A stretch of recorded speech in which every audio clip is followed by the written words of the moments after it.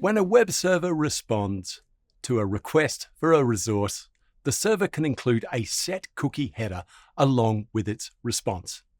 And that header tells your browser to store some text, a name, and a value in a file known as a cookie. For example, set cookie cat equals tabby sets a cookie with the name cat and the value tabby.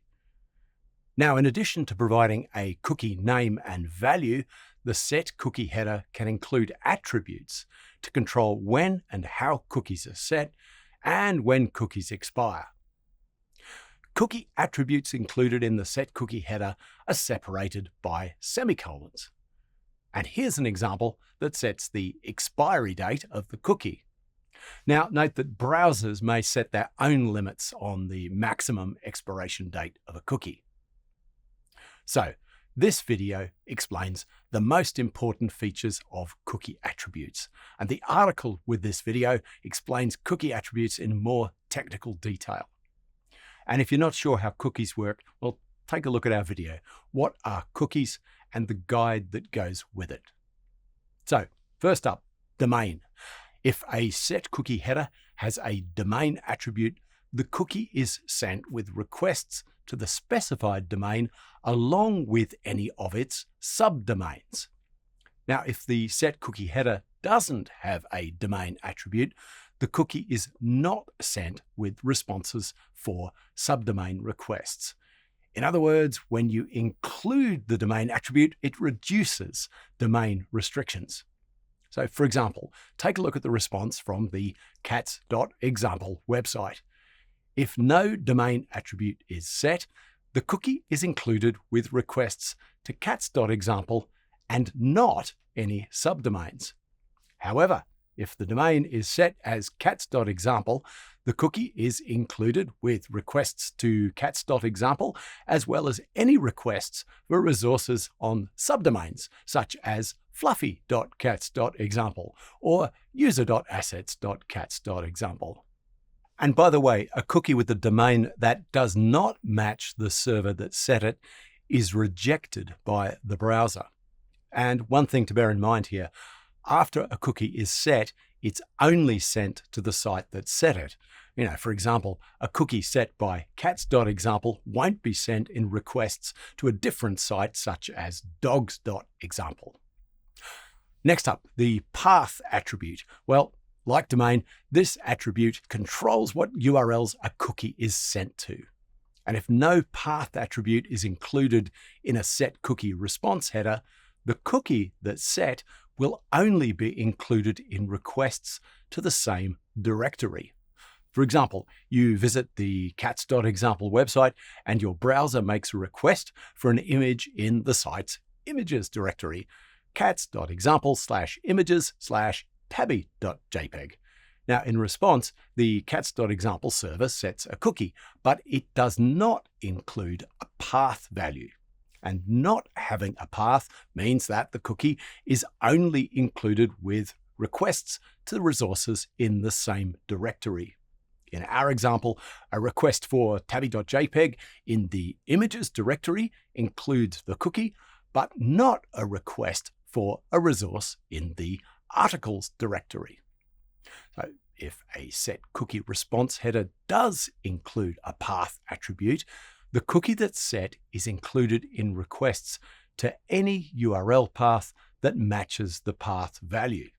So if the path is set to /articles, then a request to any URL path that begins with /articles includes the cookie. For example, a request for cats.example/articles/tabby/index.html will include the cookie. And so will a request to cats.example/articles/breeds/tabby/index.html. However, the cookie will not be included in requests to the images directory or for any request to a URL that doesn't begin with the path /articles. If the path is set to a / on its own, so path equals /, then the cookie is sent along with requests for any URL on the site. Next up, expires, and max age. Well, you can specify a cookie expires date and time, or a cookie max age in seconds, after which the cookie is deleted and no longer sent. For example, set cookie cat equals tabby expires equal Q31 des 2999 2359 59 GMT. Well, this cookie expires at the end of the millennium.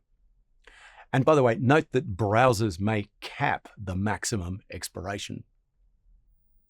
Now, another way to control the cookie lifetime is through max age. And this attribute is used when you want the cookie to last a certain duration, but you don't want to base that expiration on a date. Now, set cookie cat equals tabby, max age equals 86400. Well, this cookie expires after 86,400 seconds, which is equivalent to 1 day. And if you don't specify a max age or expires attribute, a cookie is deleted when the current website session ends. And this type of cookie is sometimes known as a session cookie. If a set cookie header includes the HttpOnly attribute, the cookie cannot be accessed from JavaScript code using the document.cookie method. The cookie can only be accessed by the server that set it. And this helps protect against certain types of attacks that use JavaScript to target cookies.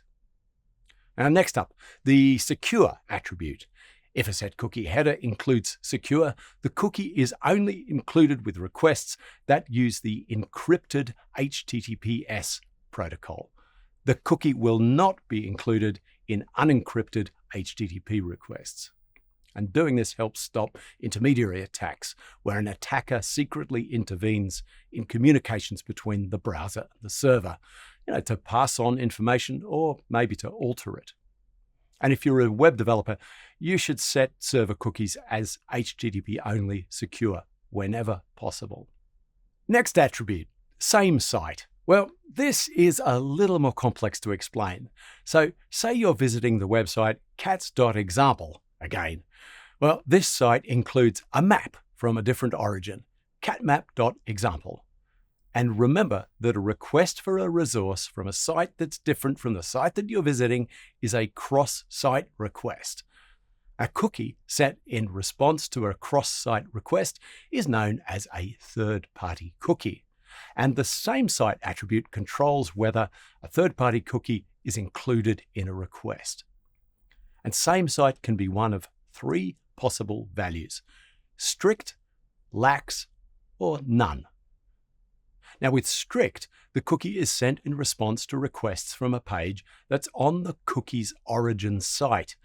For example, you visit cats.example and have a cookie set with the attribute Samesite equals strict.